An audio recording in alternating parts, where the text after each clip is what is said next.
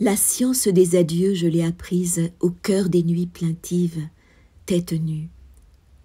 Les bœufs mâchent, l'attente s'éternise, la dernière ronde a franchi la rue. Et de la nuit, des coqs je sais le rite, quand, repris sur le chemin leur fardeau, les femmes scrutaient l'horizon en fuite, au chant des muses, mêlant leurs sanglots.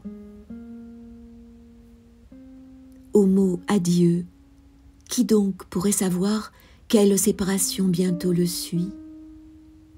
Quel destin le cri du coq nous prépare lorsque sur l'acropole un feu jaillit? Et à l'aurore d'une vie nouvelle, quand le bœuf rumine comme assouvi, pourquoi le coq au rempart bat des ailes, lui, le héros de la nouvelle vie? L'usage des fileuses me fascine. Va la navette, bourdonne le rouet. Regarde bien, comme un duvet de cygne, déjà des lits volent vers toi, nu-pieds. Oh, que la trame de vie est chétive! Pauvre, ô combien la langue du bonheur! Tout a été, tout de nouveau arrive. Reconnaître, seul instant doux au cœur. Qu'il en soit ainsi, une jeune femme s'est inclinée sur l'argile d'un plat, sondant la cire, une forme diaphane qui en peau d'écureuil s'étire là. Les rêves grecs nous restent impénétrables. Aux hommes les reins, aux femmes la cire. Il nous faut mourir au champ de bataille. Elle meurt en scrutant l'avenir.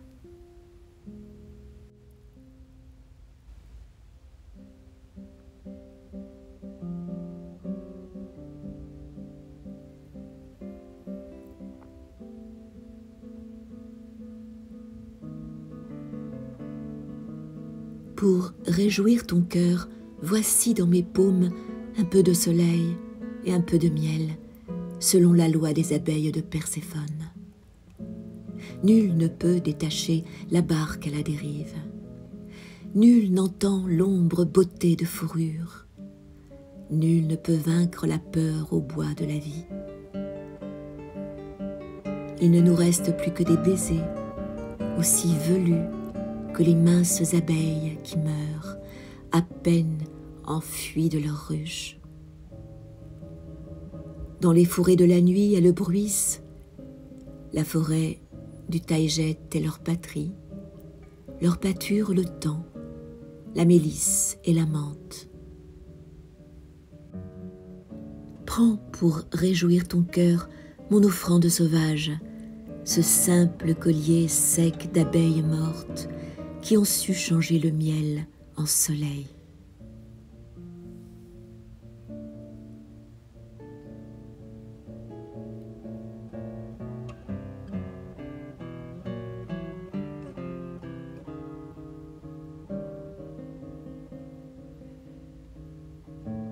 Non, nul n'a pu me dire son contemporain, et cet honneur bien peu m'importe. J'ai en horreur tout nom qui s'apparente au mien. Ce n'était pas moi, mais un autre. Pour yeux, le siècle maître a deux fruits somnolents, et sa belle bouche est de glaise. Mais sur la main pâmée de son fils vieillissant, avant de mourir, il se baisse.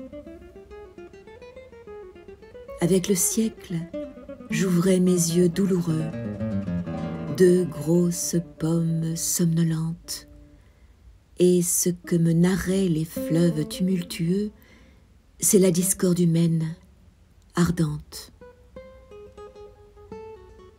Les oreillers blanchissaient il y a 100 ans sur le lit dépliant et leste, mais le corps de glaise s'étire étrangement. Le siècle perd sa jeune ivresse. léger pourtant, se lit parmi les grincements de la croisade universelle. Bah, puisqu'on ne peut en forger d'autres vraiment, restons couchés avec ce siècle. Alors, dans la chambre, la tente ou le gourbi, le siècle meurt et se consume. Puis, deux fruits somnolents sur l'écailleuse hostie luiront comme un beau feu de plume.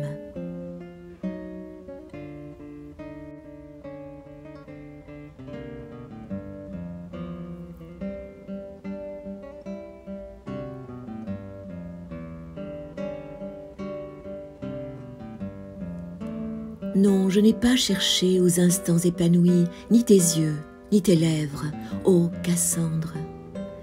Mais quel tourment pour nous le souvenir des veilles solennelles de décembre.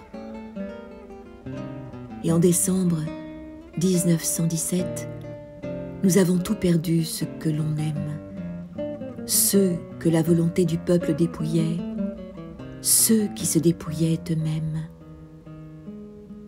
Viendra le jour, au bord de la Neva, au festin chiite dans la folle capitale, au son d'un bal immonde où l'on arrachera le mouchoir de la tête sculpturale. Pourtant, si ce délire est nécessaire, et ces maisons, des arbres pour les mâts, je t'ai aimé, hiver frappé de peste, et toi, ô victoire sans bras. Et sur la place aux voitures blindées, je vois un homme qui fait peur aux loups en agitant des braises allumées, la liberté, l'égalité, la loi. Ô silencieuse et souffrante Cassandre, je n'en peux plus, je suis à bout. Dis-moi pourquoi le soleil d'Alexandre, il y a 100 ans, a resplendi pour tous.